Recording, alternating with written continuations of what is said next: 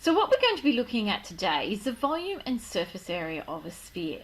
And for you to know that a sphere is really just like a tennis ball. So something that is perfectly round and hollow. Well, not necessarily hollow, but perfectly round anyway.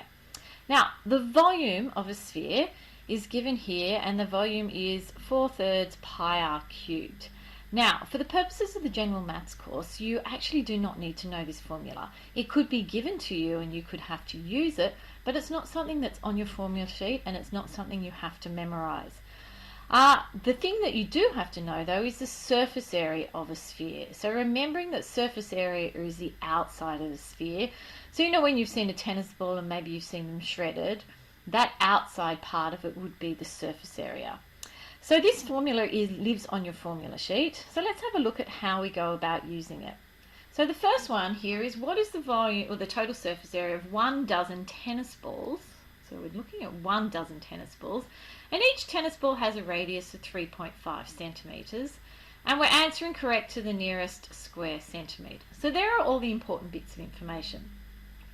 Now, surface area, we look on our formula sheet and we see that it is 4 pi r squared, because we know that surface area of a sphere is 4 pi r squared. We then place our numbers in. 4 by pi times my radius is 3.5. And then we think about what we've done and we think, well, it's a dozen tennis balls, so there's 12 tennis balls. So really, I should be multiplying my final answer by 12. And if I do that, I get 1,847.2564, so on and so on. And we know that that is to the nearest square centimetre. That means to the nearest whole number, 1,847 centimetres squared. And that's how easy it is. Let's have a look at the next question.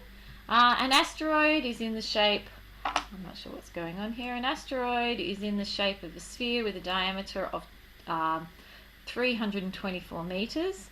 Now we've been given a diameter and we're going to be asked to find volume and surface area, and I know both of them require a radius. So the radius has to be equal to half of my diameter, 324, which in this case I think gives me 162.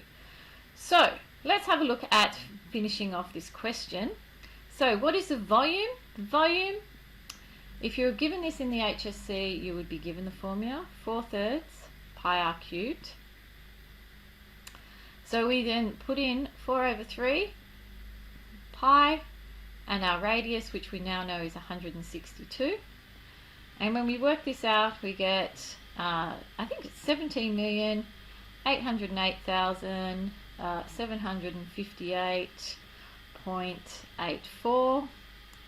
And then the question says it needs to be 3 significant figures. So the 3 significant figures means I want 3 numbers, 1, 2, 3. So to finishing off my question, it's 17,008,000, and everything else I'm going to fill in with zeros. And the answer is in meters cubed, because we were asked to find the volume. So let's have a look at the next one. Let's get another colour up. Part B says, what is its surface area? Well, surface area is a formula that's on our formula sheet, 4 pi r squared. So it's 4 by pi times our radius, which in this case is 162 squared. And if we work that out, I think we get 329,791.8304 meters squared. But the question says to the nearest hectare. Now this hectare sometimes causes problems, but it is on your formula sheet that 1 hectare is equal to 10,000 meters squared. So this is already in meters squared. So what I'm going to do, except I've lost the 3, is to divide this by 10,000. So when I divide this by 10,000, I get 32.97 and so on. And this means I need it also to the nearest hectare. So that's to the nearest whole number. So that would be 32, but I need to look at the 9. The 9 means I round up. So the answer is 33 hectares. And that's as simple as it is. So now, if I'm asked now for the last one, to find the surface area of a closed hemisphere. Now a closed hemisphere, so a hemisphere is half a sphere, and closed means it has a top on it. So what we're trying to find then is the hemisphere. Now, we're finding surface area. A sphere is 4 pi r squared, and we only have half of one, so we're going to multiply our answer by half. So this part here is the hemisphere, this actual curved part. And then you see we've got this circular top on here. So we've got a top that's in the shape of a circle, and we know the area of a circle is pi r squared. So now we've developed what our formula is going to be. Now all we have to do is place some numbers in. 4 times pi times, and our radius we're given is 30 squared, and we're halving that because we have a hemisphere, plus pi times 30 squared. And if we work that out, we're going to get 8,482.300 and so on. And so when we round off, we're rounding off to the nearest 10. So we're rounding off here.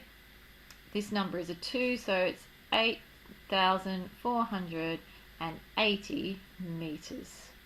Oh, millimeters, I should say, squared. So hopefully that makes sense to you. If not, you know where to find me.